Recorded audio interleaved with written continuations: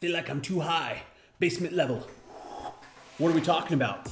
We're doing a technique video. So many people answered this question and wanted to see cervical and cranial work, and so that is what we're here to do. Your first question might be, we work with muscle. Why do you have a skeleton?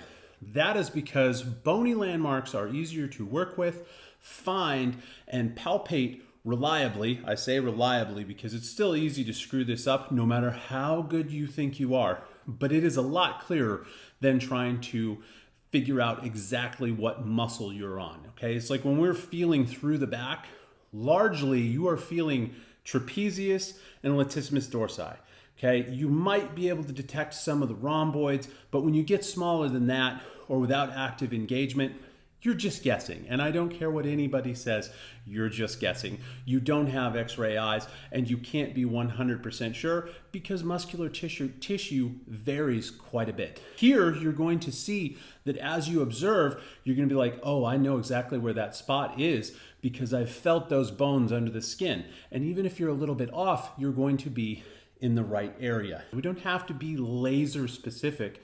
Muscles are big, flowy pieces of tissue. So as long as we can find the general area, you're probably going to be effective.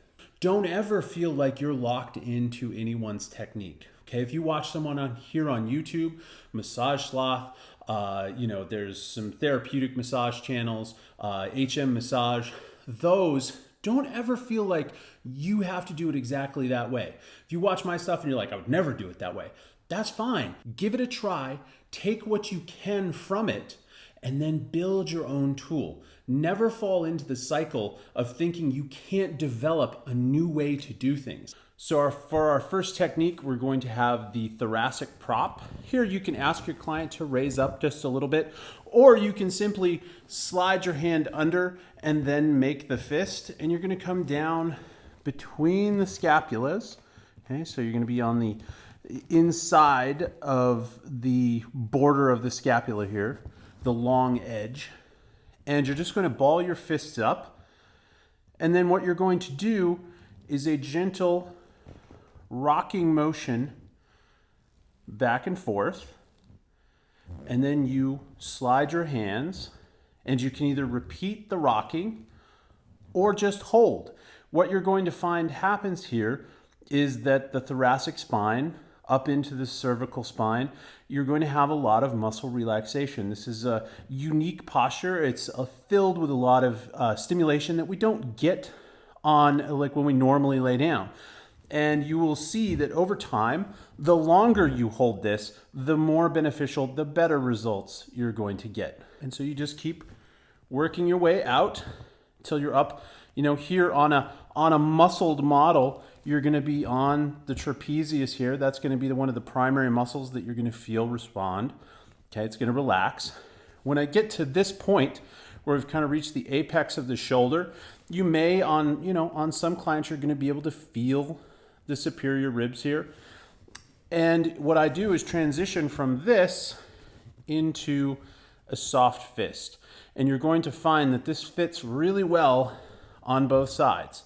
Okay, and here what I would do is you can push down, so you're going to be working this way, push down into the upper aspect of the shoulder. And what you can do is actually roll these fists out to the shoulder caps and come off. And here you can either reset or you can slide back in. This is my preferred way to do it, but it doesn't work, develop your own technique.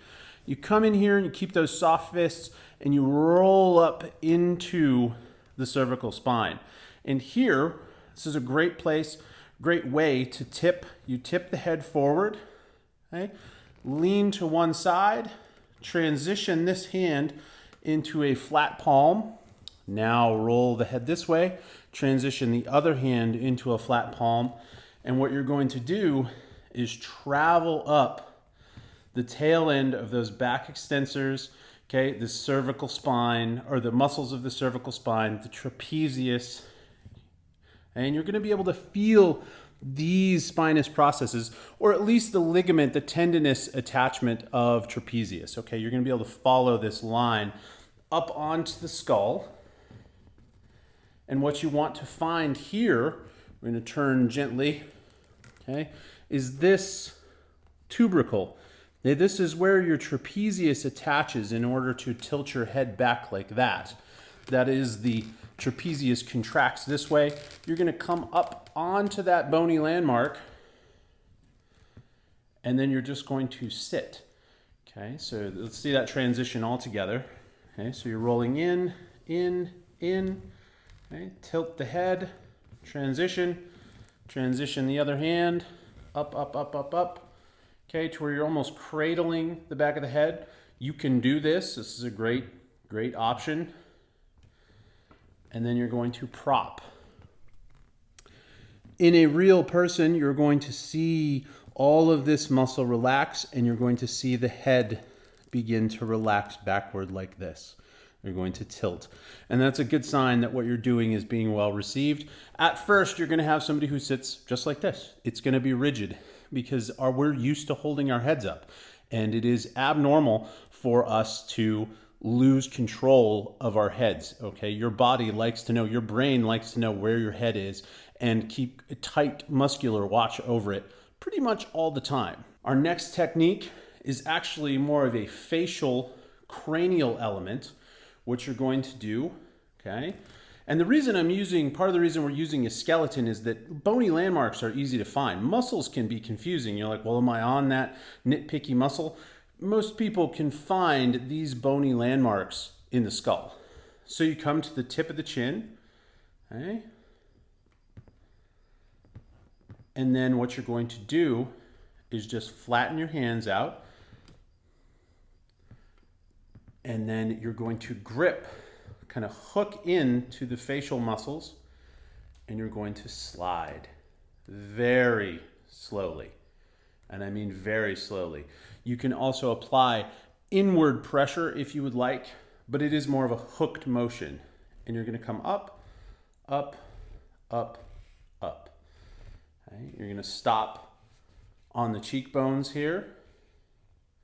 Okay? You can give those some direct pressure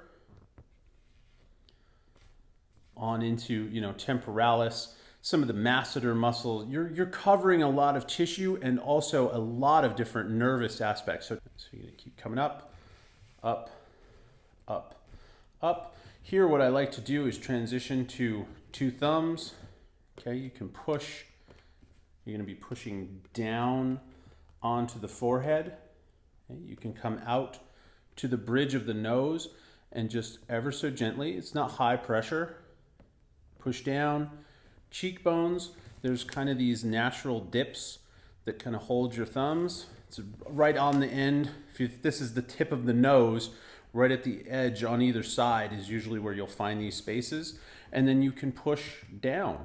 And here it's actually, you'll note that you can actually apply quite a bit of pressure. And finally, what we're going to have is the skull crusher. And I know that sounds terrible, but it feels amazing. It is probably my #1 technique. It could have been its own video. All you're gonna do, okay, grab each side of the head. The pressure is going to go in to these bones. So you can see the sutures here, so it's actually spread out across the skull. And then what you're gonna do is just apply pressure. And you're going to squeeze in on the skull.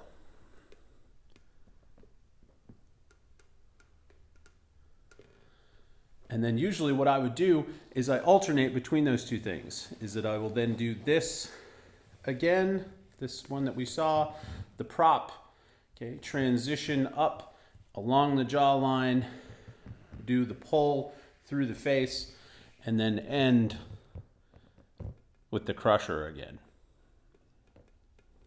All right, that is a wrap on our technique video. What did you think about the skeletal model? Was that beneficial, having the muscle stuff slide up there, maybe some nerve detail? Or is it better when I do an actual human model? The good thing about the skeletal model is that it frees me up to do videos more often because I'm not dependent on someone coming in. I don't need to have someone scheduled or get somebody to do a video with me. We can just work anytime we want, on any part we want. So you let me know, because you're the one watching this, what's the most helpful to you? And do you think that the bony landmark part of this, is that accurate for you? Do you think you can find things better when I detail a hard landmark versus a soft one? Either way, for right now, we're all done. If you want to see more, you know exactly what to do. If you got a question or a comment, put it down there in the doodly hopper. And where do I see you? I see you on the flip side.